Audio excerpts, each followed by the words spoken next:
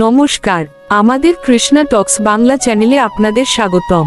আজকের ভাবনা, হৃদয়ের শূন্যতা কেউ পূরণ করতে পারে না। মানুষ জীবনে অনেক কিছু দিয়ে হৃদয়ের শূন্যতা পূরণ করতে চায়, সম্পদ, সম্পর্ক, সম্মান, সাফল্য। কিন্তু কিছুদিন পর আবার মনে হয় ভিতরে যেন একটা শূন্যতা রয়ে গেছে। কেন এমন হয়?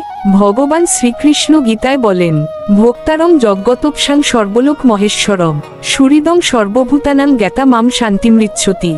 গীতা 5 অধ্যায়ের 29 নং শ্লোক। অর্থাৎ ভগবান শ্রীকৃষ্ণই সকল জীবের প্রকৃত বন্ধু ও আশ্রয়। তাকে সত্যভাবে জানলে তবেই মানুষ প্রকৃত শান্তি লাভ করে। তাই হৃদয়ের সেই গভীর শূন্যতা কোনো বস্তু বা মানুষ দিয়ে পূরণ হয় না। সেই শূন্যতা পূর্ণ হয় কেবল ভগবান শ্রীকৃষ্ণের প্রেম ও স্মরণে। প্রতিদিন রাত 8টায় এমন শাস্ত্রভিত্তিক আধ্যাত্মিক আলোচনা শুনতে কৃষ্ণা টক্স বাংলা চ্যানেলের সঙ্গে থাকুন।